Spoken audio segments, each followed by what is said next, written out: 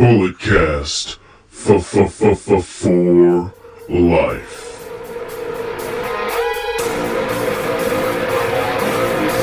Get up! This is a revolution! This is our time to rise! Look deep within your mind. Ladies and gentlemen, you know the voice, you know the name, you know exactly why I'm here. Just in case if you don't, I'm a 24-year-old piece of gold, and I'm your current reigning, defending Bulletcast champion. Just like Kyle O'Reilly, Bobby Fish, Roddy Strong, and Adam Cole, baby.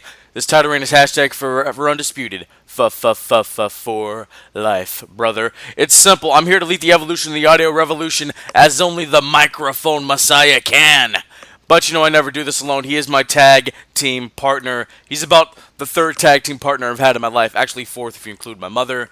He's the Canadian Destroyer, host of the award-winning Under the Radar, host and creator of Curveballs and Chair Shots, first ever and 8-time Bulletcast champion, BT Brandon Tanguma. Brandon, it's Thursday. We're about 32 minutes late on the recording. Sorry, I almost had another heart attack. I saw how much my electric bill is this month, and your boy had convulsions. As there's a train horning off in the background. I don't know if you can hear it. I couldn't hear a damn thing, but unfortunately, Philip, we have a lot of news to talk about, and most of it is not good news. No, it is not. So here we go, ladies and gentlemen. We're starting off with all of these sexual assault allegations. Over the last couple of days, or even week and a half, the hashtag Speak Out movement has taken over the pro wrestling world, and there are a lot of names on this list that Brandon sent me. So,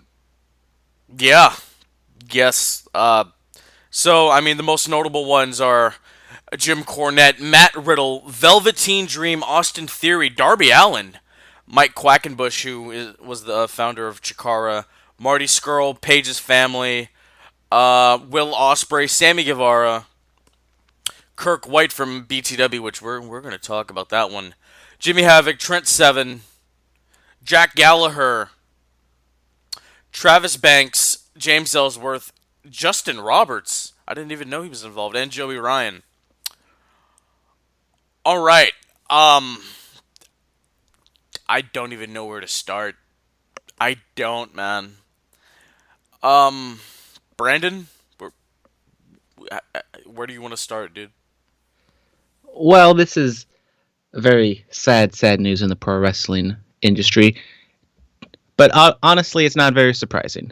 I mean, I just want to first say that I believe all the victims, all the people who are accusing people of all these disgusting acts, maybe some of them aren't true or some of them aren't to be believed of what they actually are. But statistically speaking, about like 98, 99% of when someone accuses somebody of sexual assault, it turns out to be actually true. So I'm much more likely to believe that all these allegations are true. And this is definitely, I would almost say, like crippled the British wrestling scene, because a lot of these are coming out of Britain and the UK, and a lot of these are 16, 17-year-old girls, and this is what's really getting people kind of confused, is that legally speaking, they can do it, but technically, like in the UK, you can have sex when you're 16, but you're still considered a child until you're 18, and just as much as this is a sexual scandal and everything like that, this is, I think, maybe even more an abuse of power scandal that's just going throughout the wrestling business, not only in the UK, but even here in the United States. I mean, if you just look at all the stuff going on in the UK, all these like 16, 17-year-old girls who wanted to get in the wrestling business, and they get taken advantage of and manipulated. And if you want a spot and you want to make it somewhere, you have to be with this person, your trainer and whatever, and it's just absolutely disgusting. And there's people like Joey Ryan who allegedly really like coming to the UK because he could have sex with underage girls, and it's just very disgusting and just horrifying to see all of these stories. And you know, some of these people, I quite enjoyed their work, but now obviously that's all that stuff has been thrown out the window.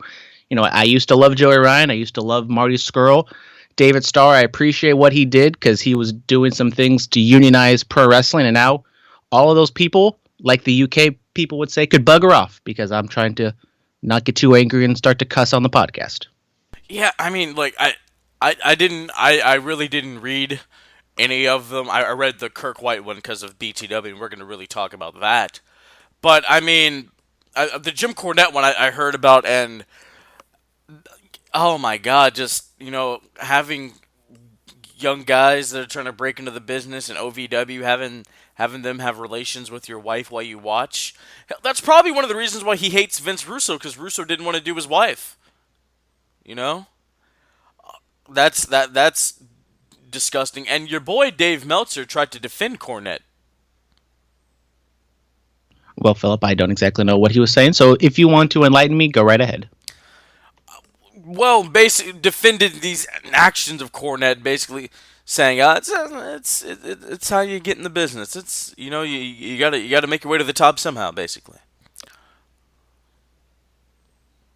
Well, it's pretty much the exact same thing as what's going on in the UK with these 16, 17-year-old girls having sex with these male wrestlers. Maybe just because they're men having sex with a woman, it might seem different. But even with Keith Lee, that came out with his brave story yesterday, or 2 days ago, men can still be victims. Yeah, he came out.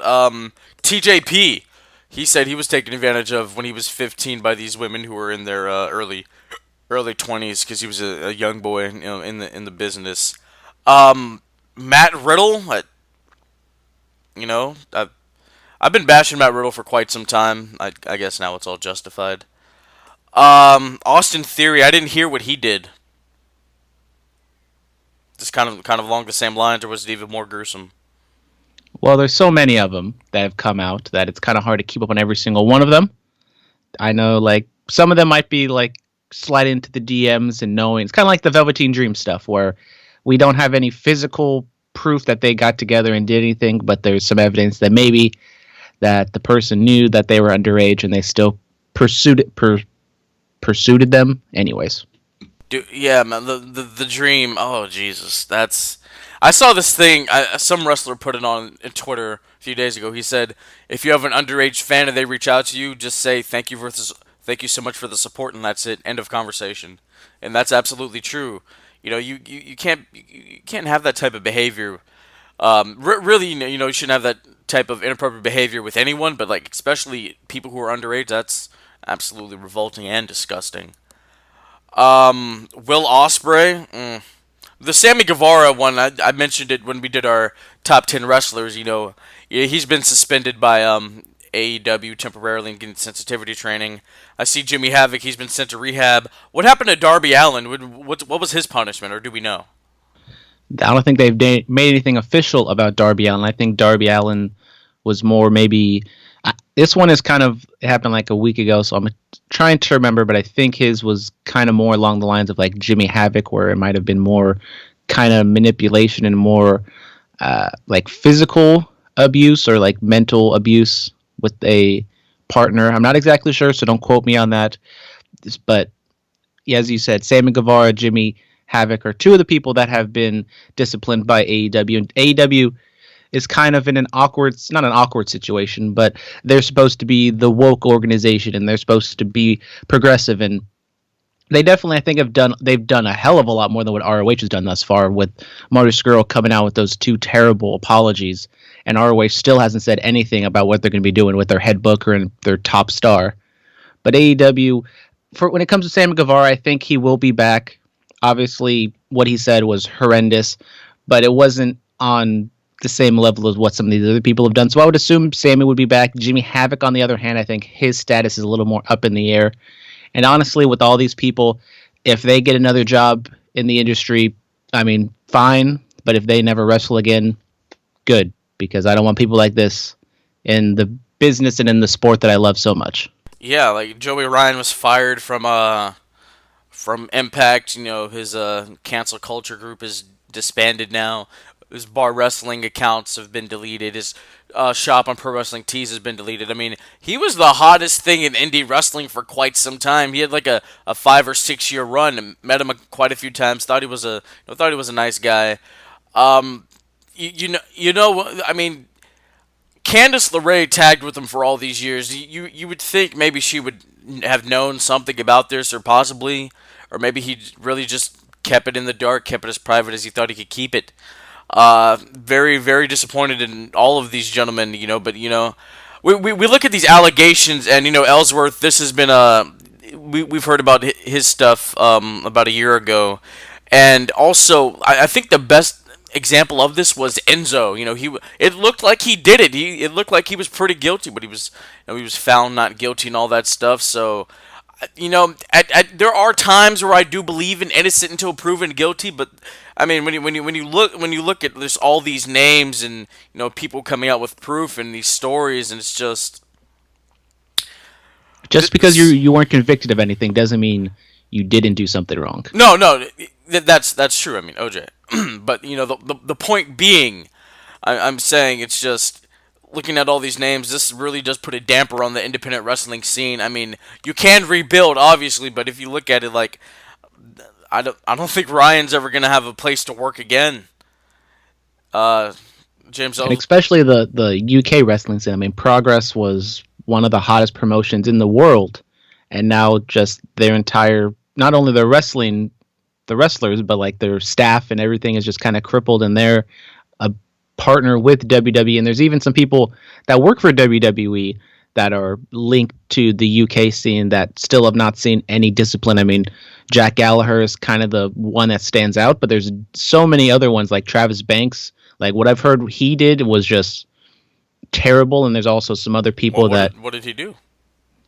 I mean, just like what a lot of these other men have done, having sexual relations with 16, 17-year-old girls, being very manipulative, being abusive, and yet he still hasn't found any discipline on the WWE scape. Oh my God! Yeah, Jack Gallagher, he was released. I didn't know Austin Theory did anything. Yeah, it's just I can't believe this. I really can't. Like I'm disgusted with all of these gentlemen. It's this. It's shocking, but not surprising. Yes, and speaking of not surprising, I want to talk about BTW. Those of you who have been loyal listeners to this show, you know that I have trashed the promotion for about 2 years now. And Brandon, do you remember when we were going to BTW? You were doing that project, and you interviewed Chemo, which he's been involved in these allegations as well. Here in the Northern California Bay Area wrestling scene. But do you remember when Kirk? He was sitting on the apron, and this female talent came in, and he was making these kind of very brass, inappropriate remarks about her. Do you vaguely remember that? I remember maybe a little bit of it. I think I was too focused on doing my work, so I wasn't really paying attention to what Kirk was doing. But there's a little bit that I kind of remember. Yeah, so I want to read this statement from was it Kiko, or I don't want to, the Fallen Flower on Twitter. I don't want to butcher her name, but I'll read some of this statement. One of my favorite wrestling matches is forever tainted by the actions of the promoter following the match in the back. Following my match, my opponent and I were hanging out with a few of the other wrestlers in the locker room, and Kirk White tried to put his hands up my skirt. I remember flipping out on him in front of everyone while Jason Styles laughed it off, which he told me Kirk White was a piece of ish, so I'm surprised that he reacted that way. I'm disappointed in that. Left the room. The Rock and Roll Express actually voiced their concerns for me and made sure that I was okay, and I thanked them for that. I've known Kirk White since I was 15 years old, and I would go to his shows to meet and see my favorites at the time. I know now that not only did he groom my mother, but Kirk as well, at least two other wrestlers working for him at the time to do me as well. I was asked by one of his workers to come to his house and give him a massage, which I did not. I was 16. I'm not going to get into the rest of it, but yeah. And then somebody else came out and said something. I remember seeing her, Kiki. I remember seeing her at the school, and her story is basically along the same lines, except Chemo, who Brandon did the interview with, he was involved in this one. I took to Twitter and I took to Instagram, and I said the interview I did with him has been removed from our archives because I don't want to support or honor anybody who is involved in these heinous actions. And Shane Cody, who I've never had a problem with Shane, but he's come out and defended Kirk.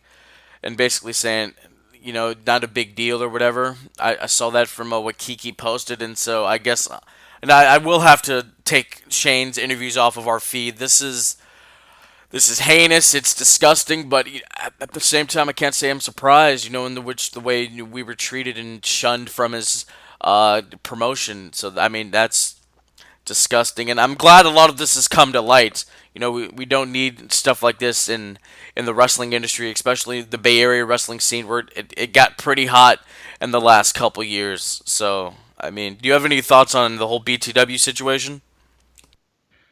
I mean, not really, Philip. Okay, okay, okay. I think we have a fan mail about all of these things, but I think we'll just wait till we get to the fan mail segment.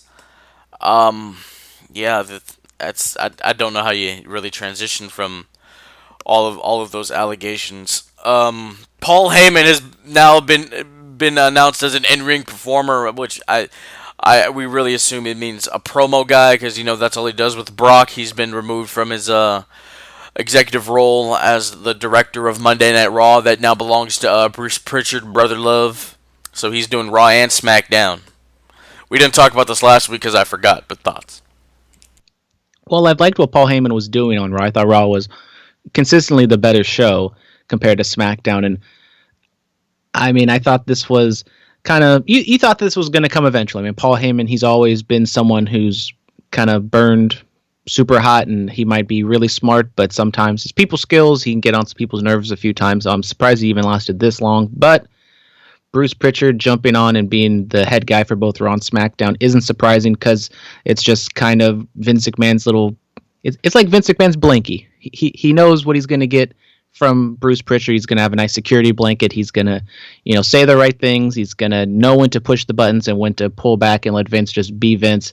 And I mean, thus far the past 2 weeks, I was a little scared that maybe we were going to see kind of Paul Heyman's guys be de-pushed.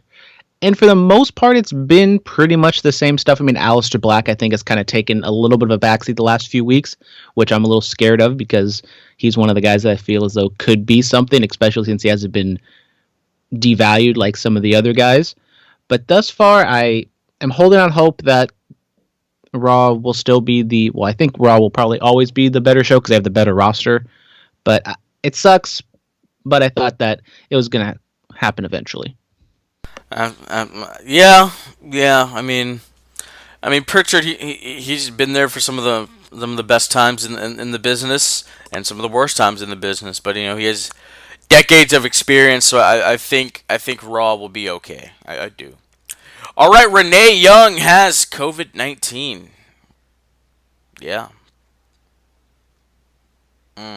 Poor Renee Young, probably the worst 24 hours of her life. Her show gets canceled WWE backstage, and then she gets COVID-19. And not only does this have to do with WWE, because a lot of WWE wrestlers have tested positive, which who knows what this will do for the future of show tapings, but also she's obviously married to AEW World Champion Jon Moxley. That's why he wasn't on the show yesterday. I kind of inferred that if he was in contact with someone that was with COVID, and these reports came out about WWE people testing, that it was probably Renee. And then Renee just came out and said it straight up that she tested positive.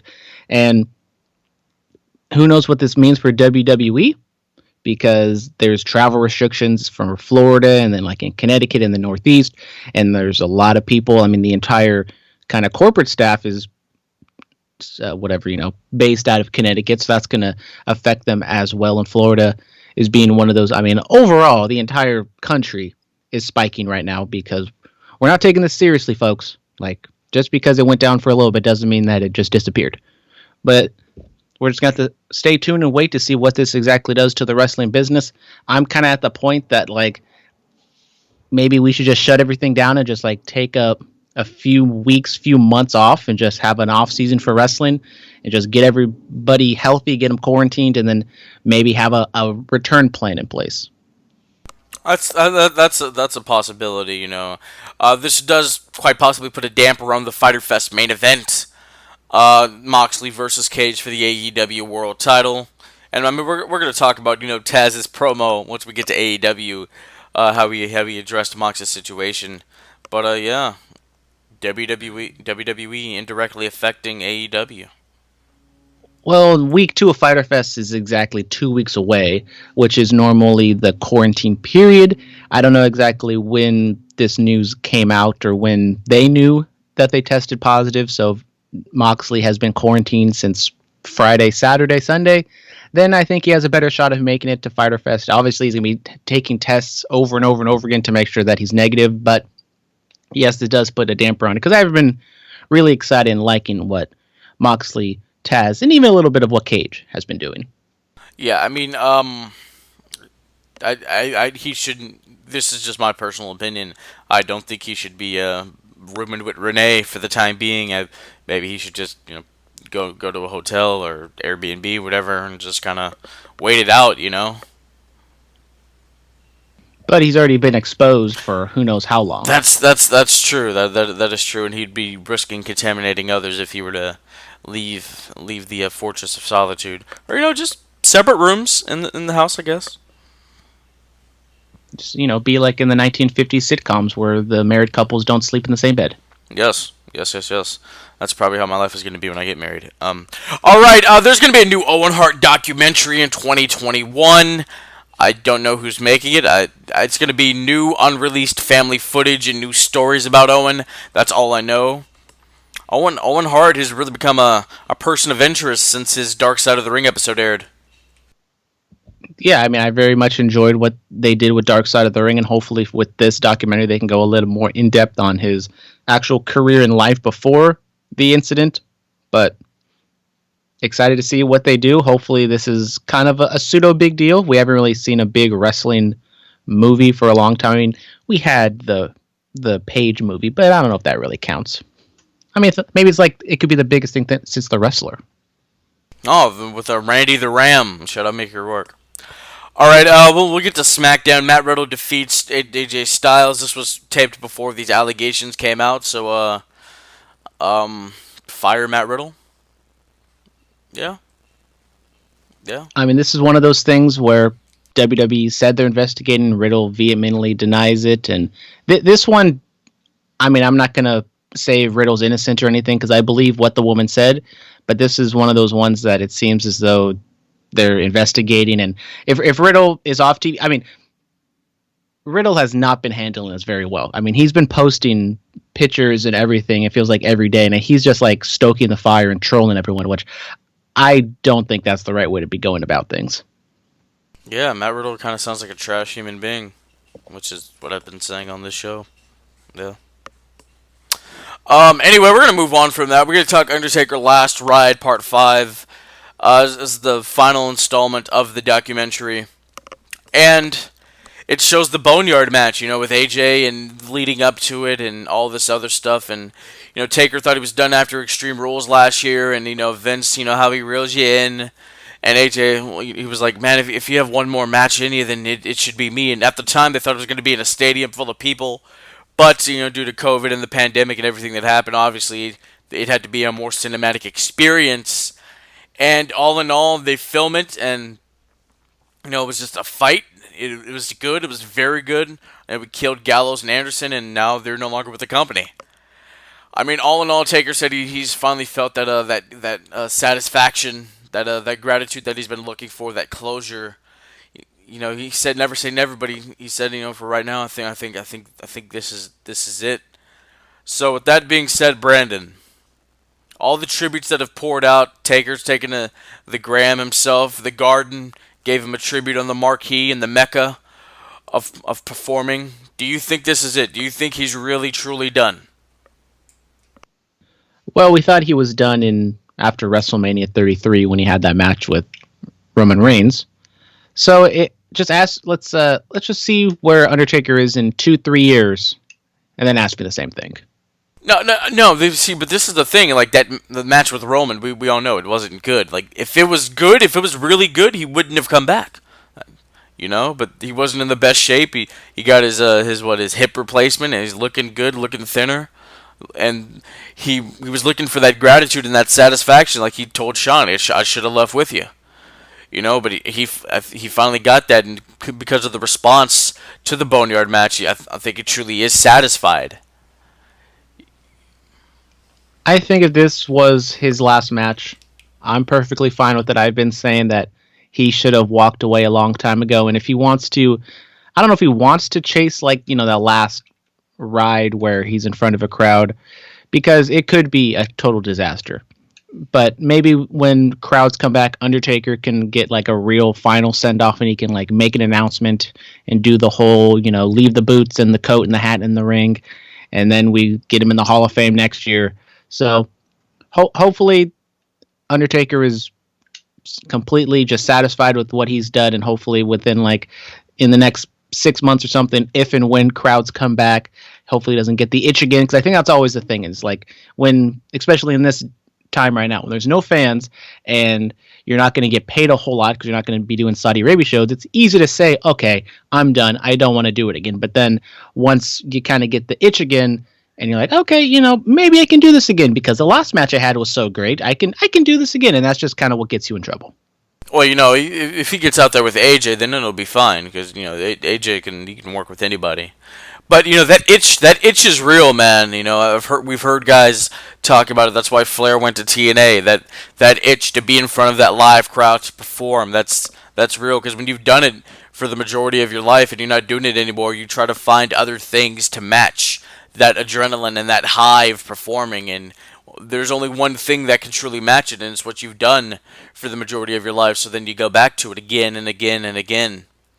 But if this truly is it, I've taken to the social media and I've said it, the greatest character in the history of the business, 30 years of dominance, 30 years of badassery. He was a dead man. He was a satanic cult leader. He became an American badass. He became an old cowboy western type character, put on the MMA gloves, started becoming the best striker in the game, had what I say time and time again, think it's the greatest wrestling match of all time, hands down. Unbelievable moments. He scared me to death as a child. He made me understand kayfabe as an adult and all that in between. Thank you, Taker. One of the greatest careers in the history of the business, hands down. We appreciate you.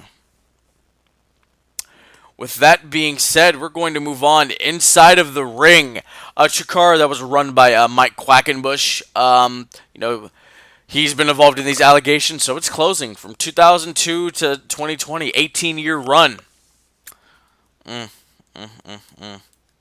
Wasn't and it? Also bar wrestling, which was Joey Ryan's thing. So two kind of major independent promotions. Obviously, Chikara's been running for such a long period of time, and they're kind of a family-based promotion.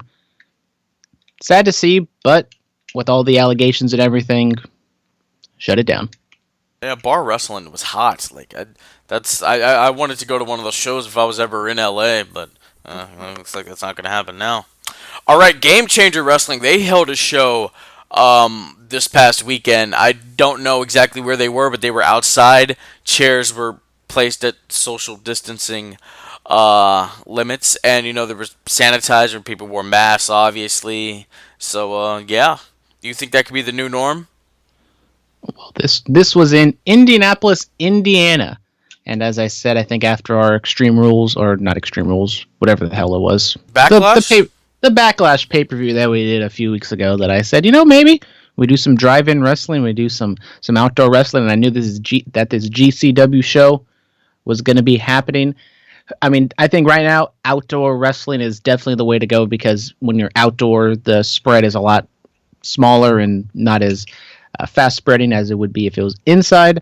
And who knows, what the future holds for independent wrestling. I think GCW laid the groundwork. Since we are in the summertime, a lot more people, a lot more venues across the world can hold outdoor events, because you don't have to worry about the weather or anything like that.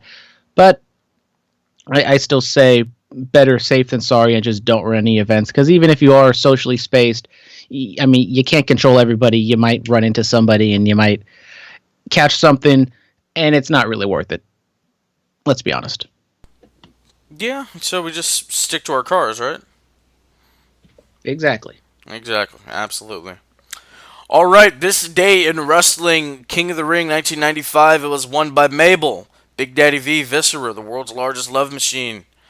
There was a SmackDown on this day in 2002. Hulk Hogan defeats Chris Jericho, and also, big match, John Cena made his debut. And the rest is history. Ruthless Aggression is born. Thugonomics becomes a franchise. One of the biggest names in the history of the business.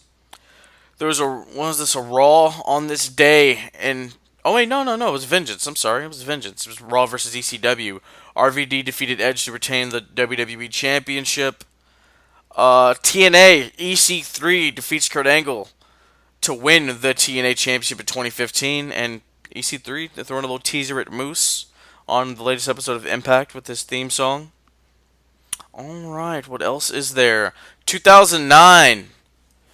What is it? Victoria, she defeats Angelina Love to become the Knockouts champion on Impact. I think that's about it. I think that is about it for this day in wrestling. Time for the fan mail? Let's do it. Let's do it. Alright. Robert Walker. If you guys were wrestlers, what would your finisher or finishers be? Wow.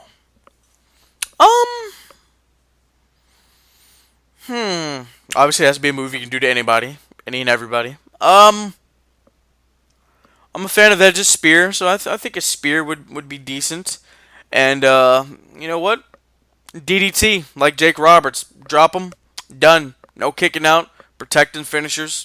Yep, I think that's it. A spear and a Jake Roberts adjacent DDT. Probably even throwing a hanging DDT like Orton does every now and again. Kind of spice it up. Brandon, what about you, man? Well, since I'm a smaller guy, I'm going to go the Bryan Danielson route. I'm going to do a submission, but not any submission. We actually saw this get broken out last week on NXT, which I was actually quite surprised that Marinallo even called it this. But I'm going to go with the cattle mutilation as my finisher submission. Wow.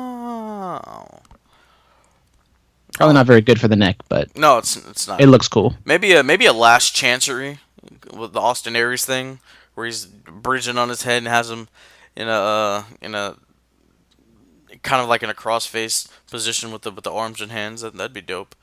Backwoods.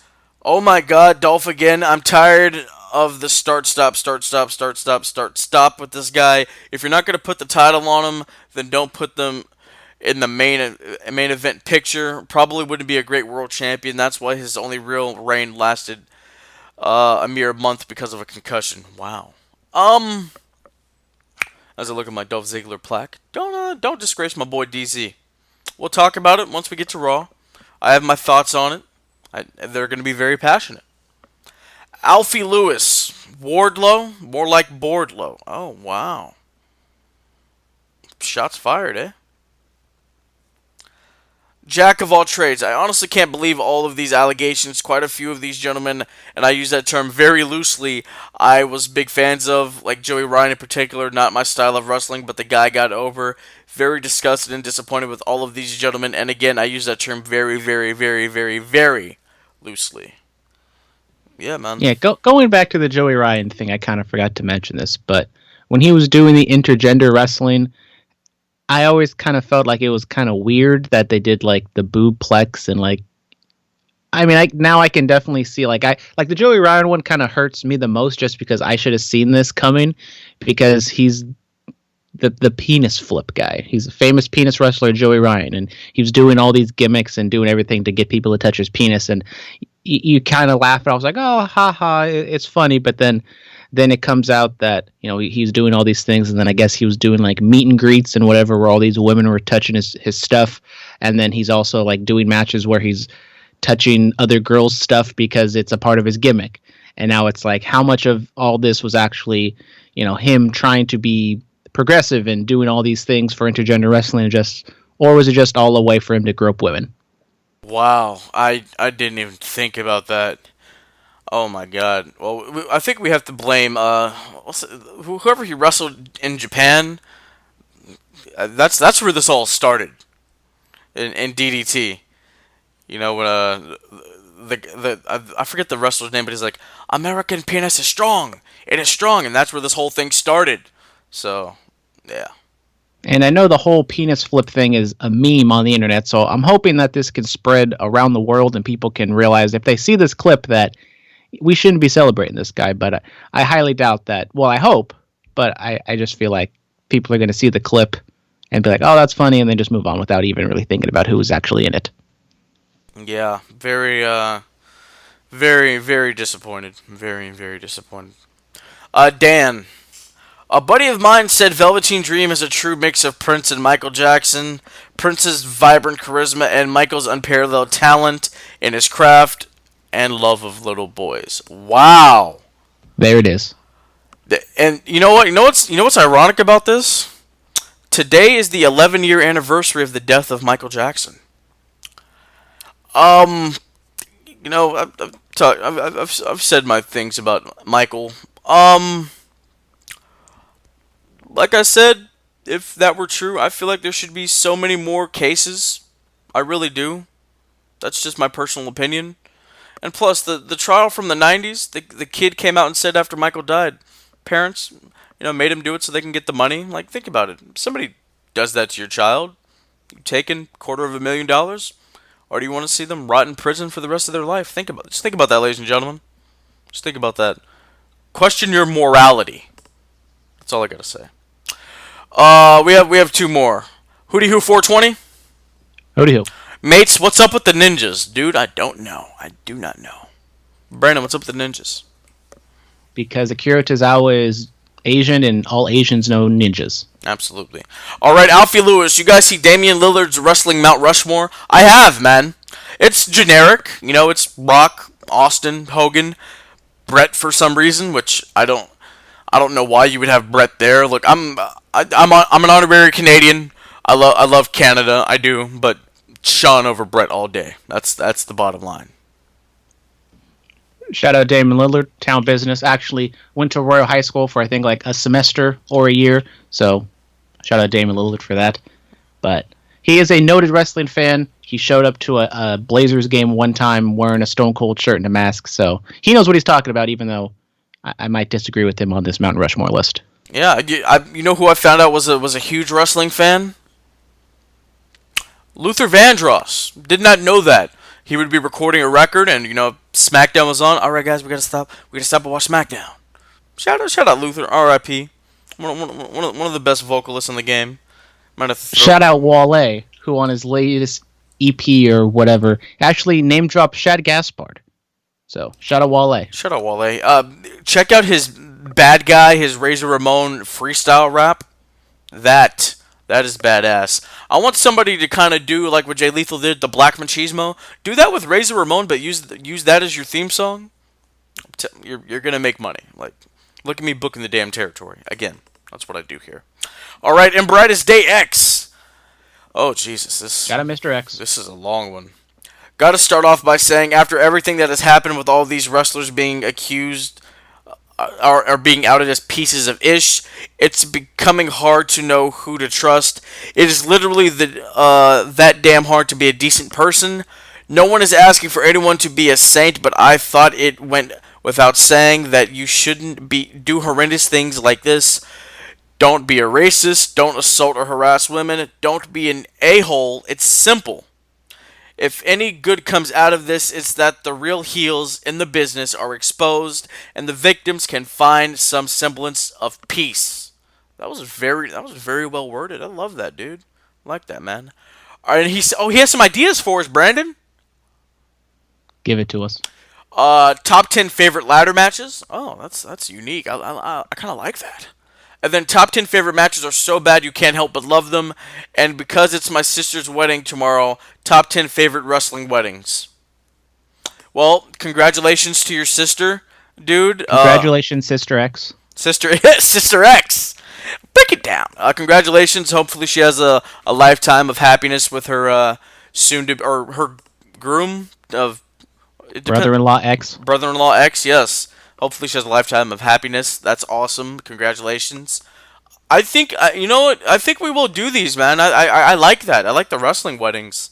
That's interesting to me. I think we'll make that happen next week, possibly. And lastly, he says, could Fyter Fest be AEW's Clash of Champions? It's a possibility. Clash of Champions, they ran... The thing with Clash of Champions, though, they ran, like, at least 3 or 4 a year. That's why they racked up so many in like a 10-year span. They're like 29 in like 10 years. That's a possibility. Every championship is on the line, kind of like their Night of Champions deal. But it's over 2 nights, and I like that. I do. So you never know, man. Yeah, I don't know if they're gonna actually call like every TV special Fighter Fest, because if we go back almost to pre-COVID, they were supposed to do the Blood and Guts thing, which was a television special. So I think they're gonna definitely do more of these kind of TV pay-per-views. And I mean, I don't think they're gonna have it like a Clash of Champions where it's one every single. It's the same show name every single time. Maybe later on down the line it will, but I think they're gonna have maybe like a Fight for the Fallen in the fall or something like that. Yeah, that's a possibility. I think what he meant was just like every title being on the line type deal, which you never know. You never know. We'll see. All right, the Raw recap. Dolph Ziggler challenges Drew McIntyre. He and Robert Roode have been traded over to Raw, so I guess the whole Mandy thing's done. I was hoping Dolph was going to get her back. I really was. He's been traded over to Raw, and he challenges Drew McIntyre for the WWE World Heavyweight Championship. I swear to God. I swear to God. Like, stop teasing me. Stop. Stop it right now. Bruce, Vince, Paul, whoever put this in motion, I don't care. Stop teasing me. Put the damn title on him.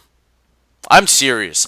Put the title on Dolph Ziggler. When Kofi was champ, I loved it. I cried tears. I'm a grown man that cried for a man to get booked to win a championship. I did. I'm not going to lie about that. But when Dolph was up, I'm like, okay. It's his time. Kofi can lose it. I won't be mad at it. Drew, awesome moment. The chosen one finally reached the pinnacle of his moniker. Put the title on Dolph. I'm sick and tired of it, man. I'm looking at this plaque. I marked out like crazy when he cashed in on Del Rio and won that world title. I will mark out even crazier if he wins the WWE Championship. It's the title of record. It's the number one prize in the game. Put it on Dolph Ziggler. I'm serious. Do it. Well, sorry to burst your bubble, Phillip, but I'm pretty sure Drew is going to win the match, and Dolph is going to lose and be back to mid-card Dolph once again. Hey, look, man. We can't keep doing the start-stop. We can't keep doing the start-stop. All right? Did we think Jinder Mahal was going to win the WWE Championship? Did we? No. But he did. He did. Let's do it. Jesus. I wonder if Jinder was supposed to be in this spot, and now Jinder's injured. I thought maybe they can go back to Bobby Lashley, but no, we're getting Ziggler, and I mean, I appreciate that they actually explained why Ziggler is there. He's the player to be named later with the trade with AJ Styles, and I don't even remember what the hell they call it, like where it's like you're allowed to have a person on the other brand come over, but only like 4 times a year. They only use that for Charlotte, and they've never talked about it ever again. Oh, they're Wild Card 2.0. Whatever the hell they call it. Whatever the hell they call it. Yeah, that's my take on Dolph. Don't disappoint me, but I probably will be disappointed because I'm always disappointed. Charlie Brown with the football. Oh my God, that's Dolph's career. That's probably the story of my life. Yeah, but we're not going to get into that here. All right, Edge cuts a promo. He tore his tricep. If you follow Bulletcast on Instagram, I threw it on the story. Didn't look that bad. Yeah, he cuts a promo. This was very good. I kind of liked how he was just in the corner of the ring and kind of one of his eyes was in the dark and it would come into light every now and again. But he basically said, Randy, you got rid of the PG superstar. You woke up the rated R superstar, and I'll be back. And when I come back, it's gonna be a cold day in hell for you. That was good, man. I liked this. I liked this a lot. It was sadistic, and it's the Edge that I grew to love when he was a heel. I like that a lot. This is kind of Edge's specialty. He's been doing a lot of these kind of backstage promos by himself, which they've all been really good. I really enjoyed this one as well. I wonder what they're going to do with Edge. I hope he doesn't screw over Randy Orton in his next match. I hope this was kind of his update. He cuts the promo, he goes away for a little bit, and then, but right when we kind of start to forget about Edge, he comes back and he can do something. I assume it's going to be again with Randy Orton. Maybe Randy wins the title from Drew, and then they can have a WWE title feud. Yeah, you know what I think? Just like a month and a half from now, just get an update on Edge. I think that's what they should do.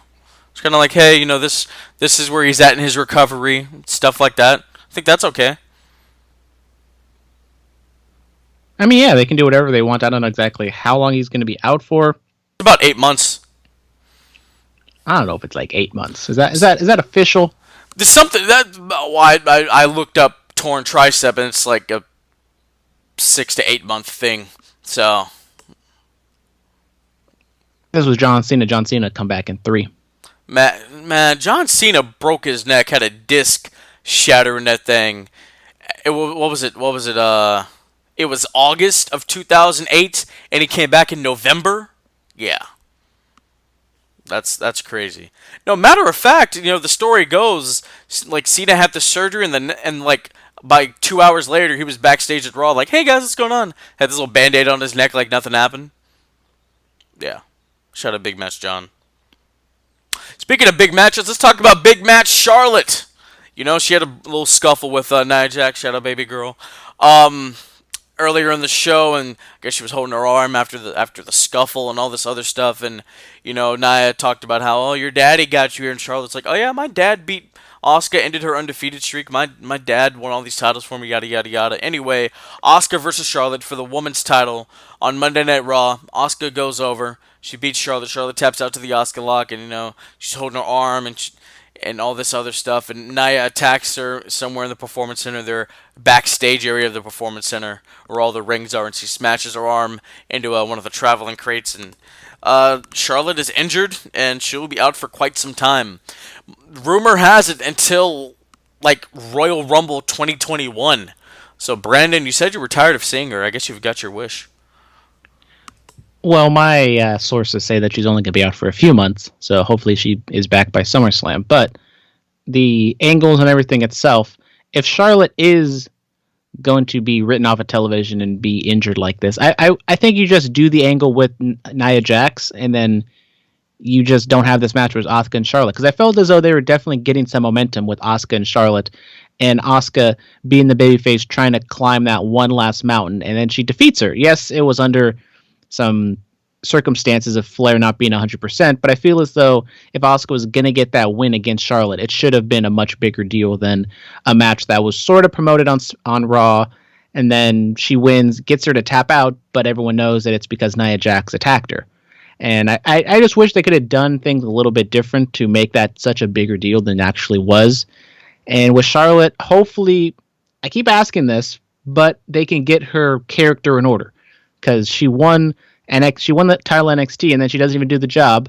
They don't even acknowledge her. Hasn't been on NXT since then, so I feel as though her reign and her stint in NXT is done. So what the hell was the point of all that for her to beat Rhea and then not help anybody on the way out? And then she is a heel sometimes and a babyface the other times. Charlotte's character is just in a total mess right now, and I'm hoping that when she comes back, they can say, this is what she's going to be doing, and we're going to stick to this plan, and this is what she's going to be doing all the way to WrestleMania, so we know what to do. Charlotte should just become the Intercontinental Champion. You cut out a little bit. All I heard was champion. I'm hoping you said she's not champion. Oh, no. Charlotte should just become the Intercontinental Champion. Hello? For a second, I had to remember who the hell was the IC title because I barely watched SmackDown. Wow. It's AJ Styles. He's phenomenal. Who might have COVID because he was in the ring with Renee Young. Oh, Jesus. God. I blame it all on that design of the Intercontinental title. That's what I blame it on. Oh, what else happened on Monday Night Raw? Ric Flair, the Nature Boy. Woo!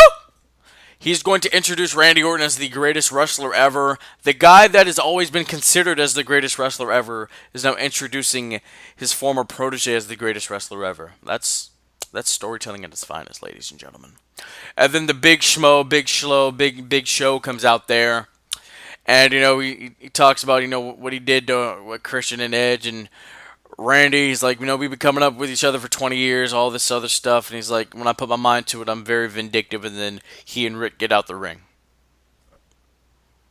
Yeah.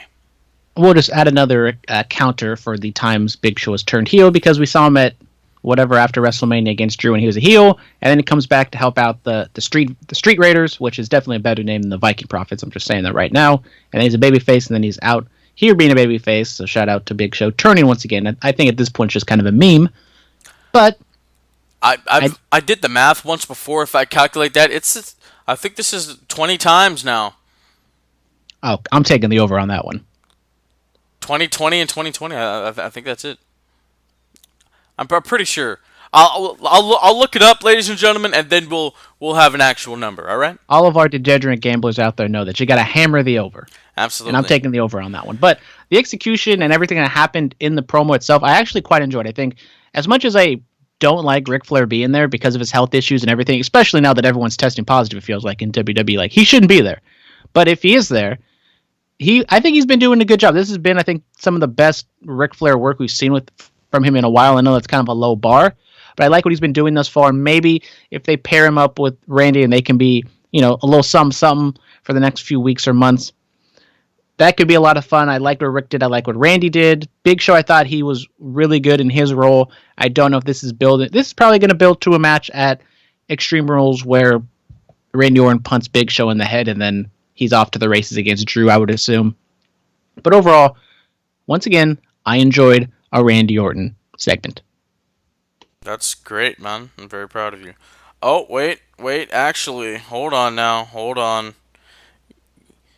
You said he came back as a heel in at SummerSlam, not SummerSlam, WrestleMania, and then he was a face here. Big Show. Exactly. 36 times, ladies and gentlemen. I told you, hammer the over. I didn't want to say it, but I felt as though it must have been in the 30s. Yes, 36 times. Mark your calendars. Look at the timestamp. 36 times. Jesus. And then after he gets punted in the head, he's going to come back and he's going to be heel against AJ Styles or something. That's what I mean. AJ's a heel though. But then AJ's going to turn heel. Maybe he'll be a heel against Kevin Owens if Kevin Owens gets taken off the blacklist because he doesn't want to get coronavirus. Yes, and whenever Roman comes back and all that other stuff. Roman, he said when he comes back he's going to beat everybody because he's the best. Yes, sir. I believe it. No, he's the big dog. Oh, Jesus. There you go.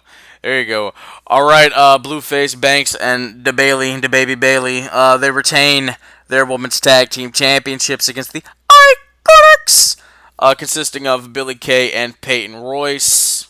Yes. So happy birthday, Billie Kay. Oh, happy birthday, Billie Kay. Shout out. So they win, and, Sasha says, you know what, I want two championships too. So at Extreme Rules, I want a title match against Asuka. And Asuka comes out there and is like, you're not the boss of me. I'm like, oh. So, looks like at Extreme Rules we get Asuka versus Sasha. Put the title on Sasha. If Dolph and Sasha don't win, oh God. I may not even do a recap that night, Brandon. So I guess you should just hand me the Bullet Cast title because I'm pretty sure Asuka's going to win this match. Who said it not was exactly 100%. I'm definitely more certain that Dolph is going to lose than Sasha losing, but who said it was on the line? I thought they're always on the line because you're a fighting champion. Look, man, let me be honest with you. I don't know if I want to put it on the line against you anymore after your list. That hurt my feelings, man. Where you put Shawn? That hurt. I mean, he made a top 5. I mean, I know I put AJ Lee over Shawn Michaels. But, I mean, come on. Yeah. What the hell was that for? I told you, AJ She was Lee only made there me for read a 5 book. years. She made me read a book. That's very hard to do, and she made me do it. No. So I had a conversation with Baby Huey. Shout out Baby Huey. And I said I was upset with your list, and he said, you and him would start a podcast called Cracking Beers and Cracking Skulls due to your love of Stone Cold Steve Austin. Of course, because Stone Cold #1. Yeah, but then I said, Jimbo and I would start a podcast and it'd be called Getting Chicks with Super Kicks. Yeah. So if you want to leave here and go start off the Wolfpack edition of the Bulletcast, go ahead, man. It's cool. That's cool. But anyways, back to the tag title match. Not as good as the match that they had at NXT. Shout out Shotzi and Tegan, but I should have saw the swerve coming with Sasha and Bayley because they kind of worked through their differences, and then out of nowhere Sasha wants a title shot. It's like, oh, maybe they're just gonna go right into it, but nope. We get the swerve, bro, and they're gonna face Asuka, that match should be phenomenal. Should be wonderful. Hopefully we don't get a crappy finish, but we probably will. Probably ended up where Bailey gets involved and then Asuka loses to Sasha. But hopefully in the meantime, it can be good stuff. You just say swerve, bro? Yeah, bro. So are Riddle, Russo, Zack Ryder, or Robbie E from TNA? Which one is that? I mean, if we're swerving, bro, I mean, it has to be Vince Russo, bro. Okay, I thought you were about to, yeah. Because they never see it coming, bro. I mean, come on, man. Come on, bro. I created the Montreal Screwjob, bro. Look. Fun fact: we almost were very close to actually partnering up with Vince Russo a time or two, but we said no. Were we really? Remember that one dude wanted us to like cover New Japan, and then Yeah, you see, I didn't. Yeah, I do remember that. He slid in the Bulletcast DMs on Twitter. I didn't believe him. I had a bad feeling about him, and I haven't heard him do anything since. So that tell us we were getting catfished. yeah, that goes to show you. Look, this whole Sasha and Bailey thing's been going on since February of 2018. That's when they've been teasing this. Let's just stop. Like, if you're not gonna do it, then don't do it. Jesus. Stop, please. Quit edging us. Yeah. Oh, gee. Let's not talk about that. The Street Profits. They bring the swag like nobody else, like nobody can. One of the two. They retain against the Viking War Raider Experience. Yeah. With a feud, or I don't even know what you would call this, that is taking up such TV time, you would think that the blow-off Game 7 would not be a 8-minute tag team title match with commercials that equates to about 5 minutes of actual TV wrestling. So just an utter waste of time with all those crappy vignettes, and it just leads to a rushed tag title match.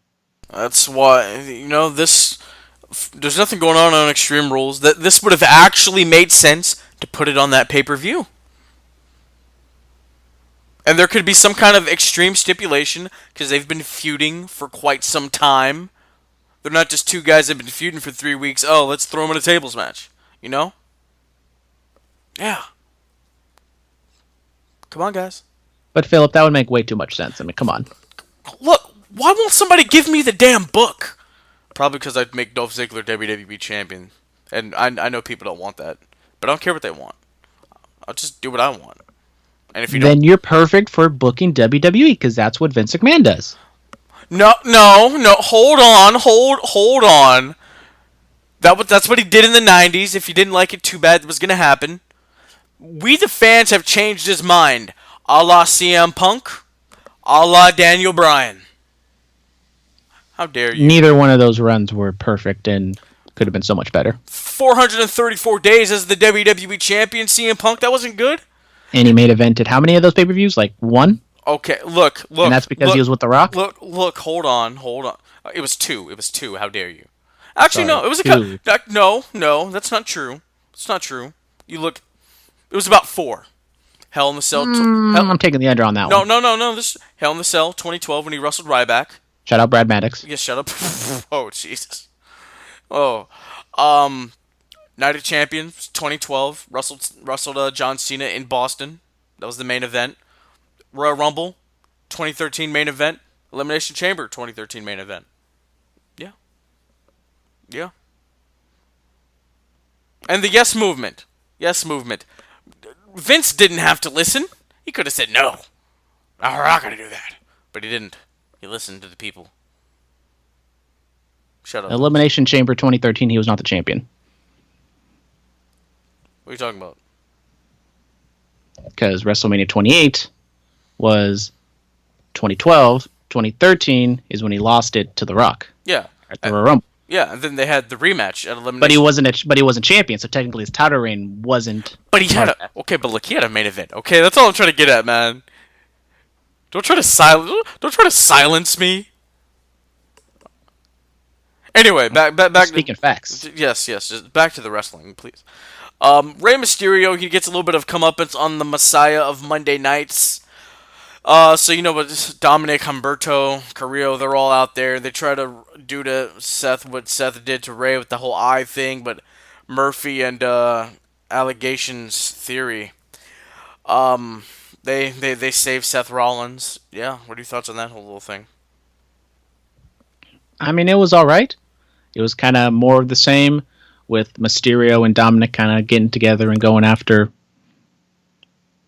the Microphone Messiah. Or no, that's you. The Messiah, whatever. Monday Night Messiah. Great name, by the way. But I mean, it was fine. Nothing really to say. It was just kind of more of the same, and who knows what this is actually building. If we're going to actually get the match we've all been waiting for, Dominic with an in-ring debut. Oh, can't wait for that. Straight fire. Oh my God! For a man his size, he can do a 619. I'm impressed. I'm impressed. Well, I'm hoping a Mysterio can do a 619. What? I'm hoping a Mysterio can do a 619. It should be in his blood. No, I said, yeah, that's true. That's all very true. Akira Tozawa was the 24/7 champion. I guess being a ninja pays off. And now the VIP lounge, Apollo Crews was there. You know, MVP talked about, you're a U.S. champion, but try holding it for as long as I did. Talks about this great reign. Shelton Benjamin comes down there. He's another former United States champion. And it leads to a match, and Crews gets the up. Yep. Good for Apollo Crews. Getting some television time still. Maybe joins MVP in the long run, but for right now, I'm liking what I'm seeing. Absolutely.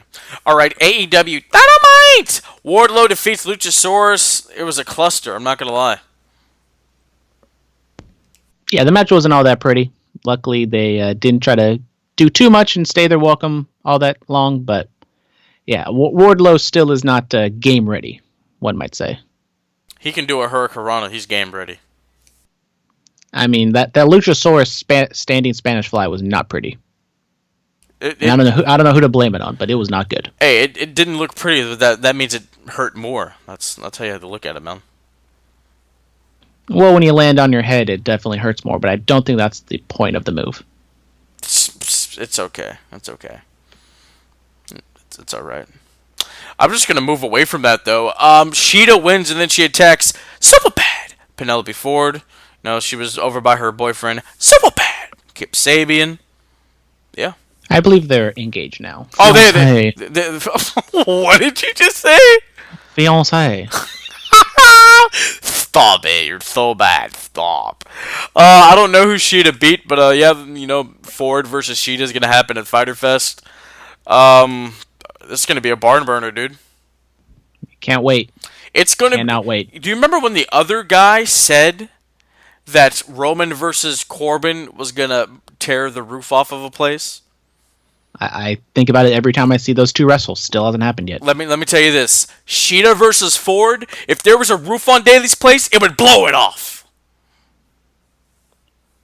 Yeah. 7 stars. 7. No. 7.25 stars. Yeah. That's where I'm going with it. All right, the TNT Championship press conference. The champion, Cody Rhodes, the champion of America's Greatest Network. He's there, he with his camp. There's Dustin, there's Brandy, there's his coach Arn. Arn has some thoughts, and Cody, he has some thoughts about the championship, and he's like, no, this isn't the finished product, but it's what I was given. This is it for right now. And Hager comes out there, and I really did, as my mother calls me, Jesus. I really did like how it was kind of like a UFC. A championship press conference. I did that. They take the photo, and Hager puts his fist at Cody, and the water throwing by Hager's wife, it kind of fell flat with me. I'm like, okay, I guess. What are your thoughts? Yeah, I wasn't the biggest fan of it. I thought it was just kind of awkward about how silent it was, and if it was a press conference, wouldn't you think that they wouldn't start until both of them showed up? And yeah, I understand Hager was late and all that other jazz, but I felt like you could have done pretty much the same thing in ring or even backstage of just getting like a backstage promo with Arn, and then maybe Hager comes, shows up with his wife, and then they get in a little scuffle or something. I feel like they were trying to put on a little too much with the whole press conference sport-like atmosphere, and I just didn't think it clicked, especially since there was no atmosphere really to play off of like a normal press conference is. Yeah, I mean, you had guys from PW Insider and all that other stuff there. There are time constraints, so sometimes you have to start without the challenger. I mean, the champion was there. That's what it's really about, the champion. you know? But Cody not living up to his promise. He didn't have a title match this week. Yeah, well, there was a lot booked on the show, and so sometimes I guess you have to take a night off, and I can't even speak in comparison to what's going on. Brandon, I have to step away for a quick second. Tell us about Sonny Kiss and Joey Janela. Well, Sonny Kiss and Joey Janela was a little vignette thing that they've been pushing for a little bit, and we get another segment between Kiss and Janela where Janela goes to a gas station, gets some snacks while Kiss is beating up these dudes in the parking lot. Why? I don't know why, but it happened, and then they work together, a nice little kung fu whatever action sequence in the gas station. Then this leads to a tag team match with Kiss and Janela taking on Mr. Brody Lee and Colt Cabana. In the end, Brody Lee and Colt Cabana get the win. The match itself was good. I think Sonny Kiss definitely has improved since the last time I've seen him. He has mostly been wrestling on Dark, which is something I haven't been watching all that often. So, I mean, he had the one match, I think, at Fight for the Fallen, last summer. And I think that's really kind of the last match I've seen of him that I really remember. And I wasn't too impressed, but I think Sonny has definitely improved in the ring. So hopefully this means that he can get a little more of a push in the either singles division or in the tag team division. I think him and Janela could be something. Obviously, I don't think they're going to be anything too special, but the focus of this was definitely Brody Lee and Colt Cabana. They get the win, and then next week, or the week after, I forget exactly, but they will be taking on SCU. Don't know which incarnation of SCU it'll be, but Brody Lee and Colt Cabana taking on SCU. Colt saying that he likes winning, it feels good, and then Brody, continuing on with his kind of Colt gimmick, trying to say, look, winning is good. You join us, you win. And now, so who knows exactly what's going to happen with Colt and if he's going to join the Dark Order or not. But I think overall this was a productive segment. I think it was another one of those similar to last year or last week with Anna Jay, where they hype up the new act, but then in the end they lose, which, I'm not the biggest fan of that. I maybe wish Kiss and Janela kind of got a win under their belt before they face Lee and Cabana, but I think obviously the Cabana storyline right now is more the focal point. They did on AEW. They did get a win under their belt. They won on Dark the night before. But nobody watches Dark. People watch Dark. I know people that watch Dark.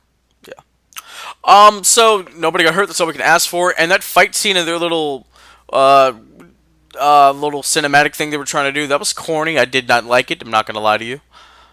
Love AEW, love it to death. They've reinvigorated my love for this business, but that was stupid. I'm sorry. It was just stupid. Yeah. Yeah, I did not like that. It was like Kiss is doing the whole seductive Megan Fox bend over thing, and then all of a sudden he's fighting like five guys in the parking lot for no reason because they wanted to. Seductive Megan Fox? Transformers 2007, right? Exactly. And shout out Megan Fox. We some stuff has come out about Megan Fox and Michael Bay and all that other good fun stuff. So what happened? Well, this isn't an entertainment podcast. I mean, basically it's just kind of like what's been going on in wrestling, where Megan Fox, being 15, being asked to do all these seductive sexual things. Whoa, guys, what is wrong with people, man? Like, women your own age isn't good enough for you? Like, what is up? You sick bastards. Jesus.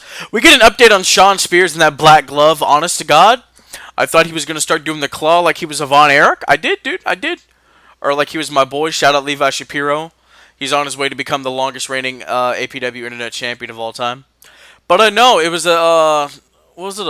like a lead bar he put in the glove, and he punches, Lee Johnson? Square in between the eyes, and 1, 2, 3 gets the job done. So the perfect 10 starts winning again. Yeah, the loaded glove is something we haven't seen in a very long time, so AEW definitely going back in the Wayback Machine of gimmicks. Sean Spears, after the whole thing that happened with Dustin at Double or Nothing, it will be, I think it's going to take some time for him to really get built up, but I think this was a good first step, showing something actually happened on Dark. I wish maybe they showed that with Sonny Kiss and Joey Janela, maybe some other acts on Dynamite, just to because a lot of the acts on Dark are kind of there on Dark, and they don't really get a whole lot of action on Dynamite. So maybe if we do a Dark update every once in a while, I know they run kind of the lower thirds with the results and everything, but I think actually seeing it is a lot different. Well, you see, he was on the AEW podcast this past week, and he explained, I haven't been myself and doing goofy antics, and Tully, he gave me that stern talking to, and he introduced the black glove, and it's gonna be making a difference. You guys just wait and see, and then we see with what happened with Dark. So we have to listen to the AEW podcast, ladies and gentlemen. It all ties together. It all ties together. I don't think that this loaded glove is going to really propel him to Moxley territory, but maybe we get I don't know if I want another match with Cody, but I think that's kind of the height of where he would be, in that TNT title picture. Yeah, well, this is the thing. He said he's always seen himself like a television champion or an IC title guy. So I do believe he will become the TNT champion. Absolutely. All right, we got to talk about this. This was so good. FTR for the Revolution, forever the Revolt, for the Revival. I don't know what we're talking about.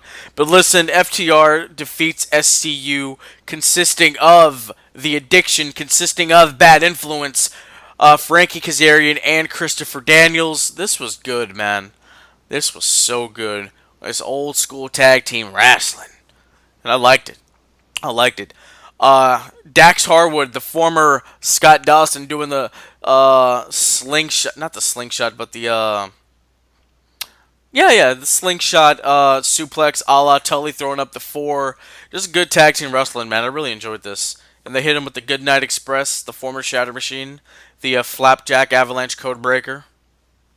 It was good work, man.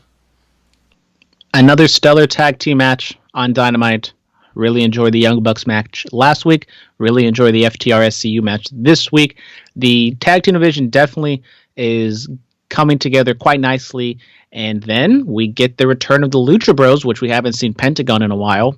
We saw Phoenix on Double or Nothing, but nice to see the Lucha Bros come back. So even another tag team entering the division. And this tag team AEW division is just looking scrumptious right now. Absolutely. No, didn't Phoenix didn't he get injured so he couldn't be on Double or Nothing, so they replaced him with Janela? Yeah, but he was on Dynamite like a week or two before. Absolutely. Yes, and we're gonna get that 8-man tag, FTR and the Bucks versus the Butcher and the Blade and the Lucha Bros. That's gonna be good. That's gonna be good-ish. It's gonna be kind of a spot fest, but due to the teams involved, I think it's gonna be very, very good. All right.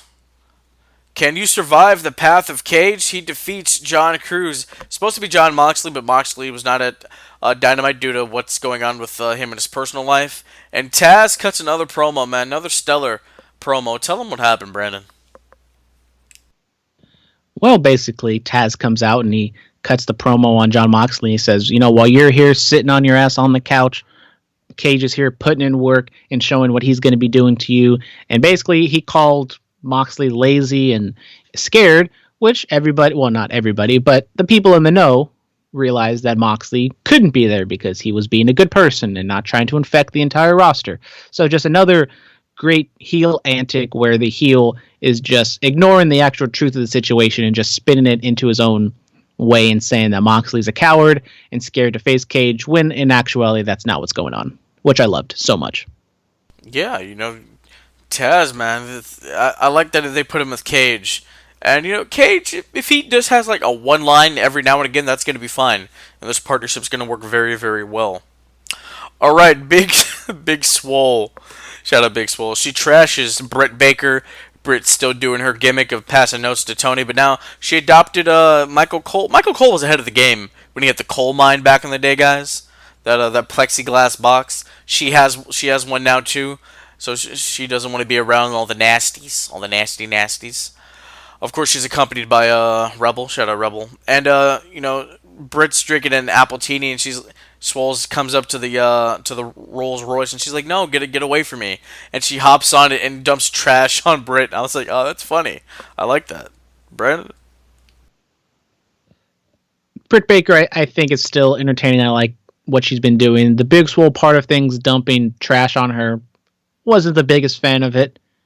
So, I mean, I'll give it like a C, where I kind of like Britt's antics and the way she's being annoying and snivelly, but on Big Swole's part doing the trash can spot, I mean, we've seen that before. But I guess it makes sense because she was in the trash can, or in the dumpster last week. Yes. You couldn't bring her to the trash can, so you got to bring the trash can to her. Hey! Absolutely. All right, Damascus broken Matt Hardy. He defeats Santana of the team of Santana and Ortiz of Proud and Powerful of the Inner Circle. Big win by Matt. Yeah, Matt Hardy getting a lot of wins on AEW right now, which I don't know exactly what this is going to culminate to. I don't know who you kind of like how Jericho has won a lot of his matches thus far, and maybe Orange Cassidy is going to be the guy that he jobs to really put him over the top and elevate him to that next level. I don't exactly know who Hardy or who they have in mind for Hardy to lose to, because right now I would think that maybe Hardy would be kind of that gatekeeper, older statesman who would win kind of like Colt, where he'd win some of his matches, lose some of his other matches. But right now they're really protecting him right now, and maybe they're just holding off for the right person. That's a possibility. That is a possibility. We don't know. All right. It was the face-off we've all been waiting for. Freshly squeezed blood. Orange Cassidy has a face-off with Le Champion, Chris Jericho. You know, Jericho said, I don't know why they signed you to AEW. I called Tony Khan and Cody and the Bucks and Kenny, and I asked why, and he basically told him, don't do any of that stupid slow kick stuff with me or else you're going to get your ass kicked, Junior. And Orange Cassidy takes the mic, drops it on the floor, does the slow kick stuff, and Jericho's like, okay. Takes his glasses, takes the Ray-Bans and crushes them. And Orange Cassidy, just bloodthirsty, drops Jericho, and they fight out of the ring, and they go into the crowd of people. And what exactly did Jericho hit him with to make his ear bust open? He hit him with the swinging camera thing, the jiv or whatever it's called. Oh, the jib cam. Yeah, hit him with that, and Orange Cassidy's ear busts open, and the blood orange juice is pouring out of his ear, and he gets all upset. And then so he's taking it to Jericho, and he hits that Superman punch forearm, and Jericho goes through a table, and Orange Cassidy, he gets his glasses back on. Nice way to end Dynamite. I liked it. I like Jericho's promo and the stuff they did in the ring. Wasn't a big fan of them having the brawl lead into the one part of the entire arena that had fans and people in it. I think you could have, if you wanted to get to that spot, you could have gone a much more efficient, safer route where you're fighting in the stands, there's nobody there. But I know from the aesthetic point of view, you want to have the fans there because if you're going to brawl into the stands, might as well have people there. But the kind of set the third chapter, the final act, where we get the jib cam and the Orange Cassidy bleeding. I think the blood definitely did help. Obviously, it felt like it was hard way because I don't think you're going to want to have your ear busted open on purpose. But I liked it. I thought it was good. I thought it kind of trailed off in the middle there in the brawl to get to the final spot, but I think it was kind of a nice final shot of Orange Cassidy randomly finding another pair of Ray-Bans in the stands, putting them on with the white tee all bloody. Not Becky Lynch cool and badass, but it was close. It was cool in its own right. Yes. All right, Superstar Spotlight. Who do we got?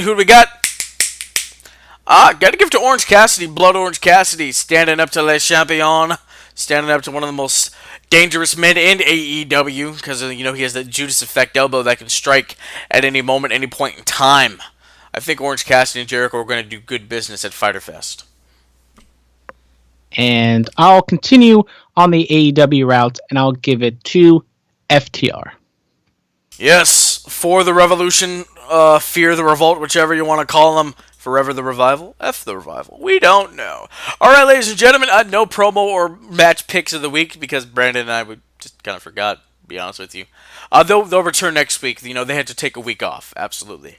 Alright, but follow us on Twitter at Bulletcast, Instagram, The Bulletcast, YouTube channel, The Bulletcast, Instagram, The Bulletcast, I think I've already said that. Email is bulletcast2 is in the number 2, sweet, SWET, @gmail.com, 99.9 FM, KDub, in Watsonville every Thursday night now.